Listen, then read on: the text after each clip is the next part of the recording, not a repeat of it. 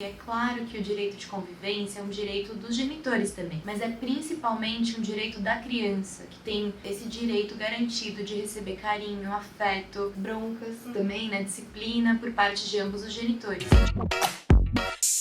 Bem-vindas ao canal Direito Delas, eu sou a Ana Paula. E eu sou a Marina, nós somos advogadas e ativistas pelos direitos das mulheres. No vídeo de hoje a gente vai conversar um pouquinho sobre guarda e convivência, que também é popularmente chamada de visitas. Esse é um assunto que interessa bastante as mulheres, porque como elas acabam sendo as principais responsáveis pelos cuidados dos filhos, é bastante comum que muitas ameaças e chantagens sejam feitas em torno disso, especialmente em contextos de separação. Mas a gente vai sanar as principais dúvidas para você poder acalmar o seu coraçãozinho e garantir o exercício da maternagem que você quiser. Vamos lá! Quando um casal tá junto, não faz muito sentido a gente falar de guarda, porque as responsabilidades sobre a criação dessa criança acaba sendo compartilhada, ainda que um dos dois fique mais responsável pelos cuidados dessa criança. O assunto começa a pegar quando o casal se separa ou caso eles não tenham ficado juntos desde o início, porque nesse caso a gente vai ter que de alguma forma atribuir, por exemplo, uma residência para essa criança mais fixa, e isso muitas vezes vem acompanhado também da decisão a respeito da guarda. Mas calma lá, o que é guarda efetivamente? Guarda nada mais é do que o poder e o dever de criação e responsabilidade sobre os filhos. Então é quem que vai decidir onde a criança vai estudar, que tratamento médico ela vai seguir, se ela vai fazer balé, se ela vai fazer natação, se ela pode viajar com os amiguinhos. Basicamente são aqueles deveres, cuidados que os pais têm cotidianamente com os filhos. Isso não se confunde com a convivência, né? Porque a guarda, ela é esse poder de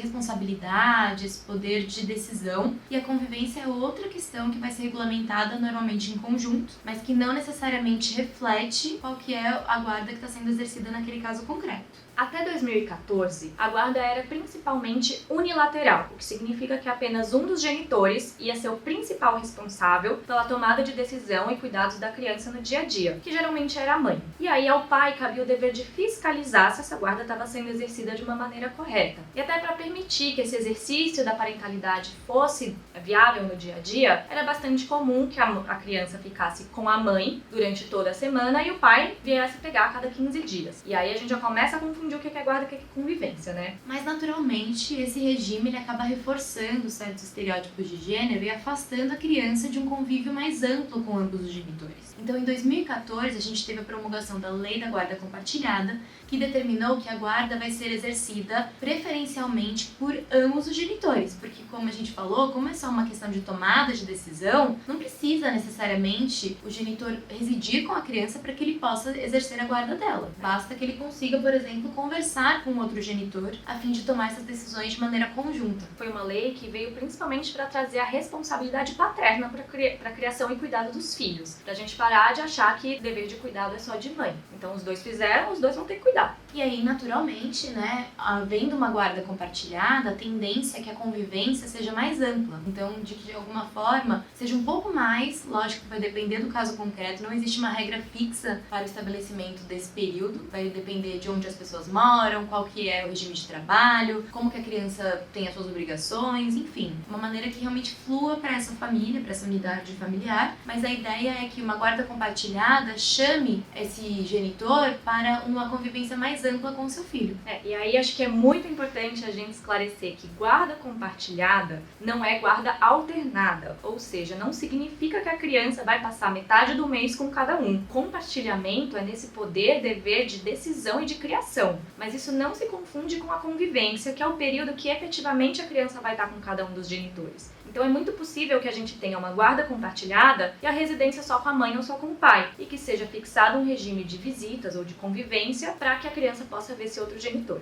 Esse regime que a Ana mencionou, de metade com um, metade com outro, a gente chama, na linguagem popular, de guarda alternada, apesar de não ser guarda, mas enfim, é como a gente chama. E esse é um regime, na verdade, um pouco difícil de ser efetivamente aplicado e que normalmente o judiciário acaba não gostando tanto, porque eles entendem que quebra a rotina que as crianças precisam para se desenvolver. Mas, em alguns casos Isso é admitido, especialmente se há uma boa convivência entre os genitores e também se eles moram perto, porque aí nesse sentido o deslocamento da criança não vai implicar em grandes prejuízos para ela. Porque, por exemplo, não faria o menor sentido a criança ter esse regime de guarda alternada se os pais moram em cidades diferentes. Como que ela vai ficar passando metade do mês em uma cidade, metade do mês em outra? Ou ter que ficar se deslocando todo dia para ir para a escola? Não tem cabimento, né? E realmente o judiciário acaba priorizando o melhor interesse da criança. Onde ela vai ficar mais confortável? Com que genitor ela vai se sentir mais confiante, mais amada, né? Mais cuidada? É isso que está em questão quando a gente está discutindo guarda. E aí, né, como hoje a gente tem essa regra da guarda compartilhada, existem só poucas hipóteses em que a guarda vai ser unilateral como era antigamente. A primeira é quando um dos genitores não quer. Então,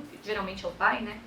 Ele diz, olha, eu não tenho interesse na guarda, pode ficar. Aí, nesse caso, ela vai ser unilateral. Ou então, quando haja alguma situação que provoque um risco para a criança. Então, vamos supor que um dos genitores é agressivo, ou faz uso de drogas, ou enfim, N situações podem acontecer. E uma outra situação que vem sendo cada vez mais discutida no judiciário é quando não há diálogo entre os genitores. Se a guarda compartilhada é o compartilhamento das decisões, é preciso que ambos os pais se conversem, que haja uma boa comunicação. Se eles brigam o tempo inteiro, se eles não conseguem se falar, ou se tem violência doméstica, né? Porque muitas vezes a gente está diante de uma situação em que a mulher tem uma medida protetiva. Como que ela vai exercer a guarda compartilhada nesse tipo de caso? Então, nesses casos, acaba que a criança é a principal prejudicada, né? As decisões sobre ela, sobre a vida dela, não podem ser tomadas de uma forma tranquila. Mas aí acaba rolando uma grande discussão no Poder Judiciário, porque assim, por um lado, a gente tem que olhar para a situação fática, né? As pessoas não estão conseguindo conversar, não vou nem entrar aqui no mérito de se é uma situação que pode ser evitada ou não, mas de fato não está havendo diálogo. Por outro, o Poder Judiciário entende que os pais, na qualidade de responsáveis pelos seus filhos, eles têm que, apesar das suas diferenças, apesar de eventuais mágoas pelo fim do relacionamento, tecer relações de diálogo para que efetivamente a criança possa ter os seus interesses respeitados. Então, é muito comum, por exemplo, que em decisões judiciais, o juiz dê uma bronca em ambas as pessoas falando, não, vocês vão ter que conversar nem que seja sobre o filho de vocês. Porque não precisa ser amigo, não precisa ficar saindo junto, indo pra festa junto, mas precisa ter respeito e conversar nem que seja só sobre as questões da criança. A gente já entendeu então o que é guarda. Vamos agora entender o que é convivência.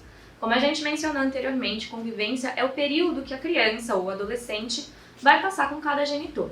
Não existe uma regra de como isso tem que funcionar, né? Aquele padrãozinho de que o pai vai pegar a cada 15 dias e vai repartir as férias, isso é só uma das milhares de alternativas que a gente tem. Vai depender muito da sua situação particular, do que funciona para você, para os seus filhos e para outra parte. Então, por exemplo, a gente já viu casos em que a criança reside habitualmente com a mãe, passa alguns finais de semana com o pai, mas o pai ele vai buscar na escola todo dia e fica algumas horas com as crianças fazendo a lição de casa. Ou ela dorme uma noite da semana na casa do pai para poder ficar mais próxima. Enfim, as possibilidades realmente são muitas. E aí, você que tem que analisar, no seu caso, o que você entende que funciona. Ninguém melhor do que você para saber o que vai funcionar ou não. Não é um juiz que vai ter essa capacidade. Por isso, é sempre interessante que isso seja combinado entre as partes, que haja diálogo, inclusive na hora de se determinar a residência, o regime de convivência e tudo mais. O ideal, né, seria que a gente tivesse aquele regime que a gente chama de livre, em que as partes não pré-estabelecem nada, mas elas confiam no diálogo que elas podem construir e também na vontade da própria criança, né? Porque de repente a criança vai querer ver o pai num dia que não estaria ali devidamente regulamentado, mas para ela faz sentido. Né? Ela não tá afim de ir pra casa do pai só porque é o dia da visita do pai, porque ela tem outra coisa pra fazer e aí ela quer ir no outro dia e não naquele. E aí, nesse caso, a gente tem que apostar, né, ou ao menos investir na construção de um diálogo para que esse tipo de situação possa ser realizado sem que haja grandes conflitos. E aí também é bem importante você saber que um regime de guarda e de convivência só vai ter validade quando houver uma decisão judicial. Então você vai precisar entrar na justiça, pode ser consensualmente, então você e o pai do seu filho podem fazer um termo de comum acordo e só levar para um juiz homologar, ou você pode entrar com uma ação de fixação de guarda, ou de modificação se ela não estiver legal e você quiser mudar alguma situação. E aí, nessa ação, você vai definir com quem que vai ficar a guarda e de que modo vai ser exercida essa convivência. Se não existir esse papel, papel, você não tem muito como cobrar as medidas cabíveis em relação a isso. Então, por exemplo, se o pai tá aparecendo na casa quando não era o combinado, você não tem como virar para um juiz e falar, olha, aplica uma multa porque dessa jeito não tá legal, tá atrapalhando a minha rotina, tá atrapalhando os meus planos. E a mesma coisa para o genitor que está indo para as visitas. É uma garantia de que ele tem aquele direito naquele horário, naquele dia, e que isso não pode ser negado a ele. E o mais importante é que a gente entenda que é claro que o direito de convivência é um direito dos genitores também, porque a gente ama os nossos filhos, a gente quer estar próximo deles. Mas é principalmente um direito da criança, que tem esse direito garantido de receber carinho, afeto, broncas também, né, disciplina por parte de ambos os genitores e de outros eventuais adultos que possam participar da sua criação. E ter uma decisão que fixa exatamente como que essa guarda vai ser exercida, como vai ser a convivência, é importante especialmente em casos em que não há o diálogo. Porque aqui a gente tá todo momento frisando de que o ideal é realmente que as partes conversem. Mas a gente sabe que isso nem sempre é possível. O fim de um relacionamento às vezes gera muita mágoa, muitas vezes houve violência, muitas vezes você tem medo do seu filho junto com o pai. Enfim, ter uma decisão que regulamente direitinho vai trazer segurança para você e para o seu filho também. Porque assim você vai saber exatamente em que moldes que vai te dar essa visita, quando, que horas que tem que trazer de volta, que horas que tem que pegar, e todo mundo fica mais tranquilo. Então, nesse caso, se vocês não conseguem conversar, é só seguir o que está no papel. E por fim, a gente queria realmente reforçar quando é possível construir essa relação respeitosa e esse restabelecimento do diálogo, que isso seja feito com o máximo de esforço possível. Isso porque, falando como advogada, ações de guarda tendem a ser as mais demoradas, as mais custosas emocionalmente, porque precisam de muitas provas, normalmente são muitos pequenos episódios que acabam alimentando certas discórdias e que se você conseguir chegar num consenso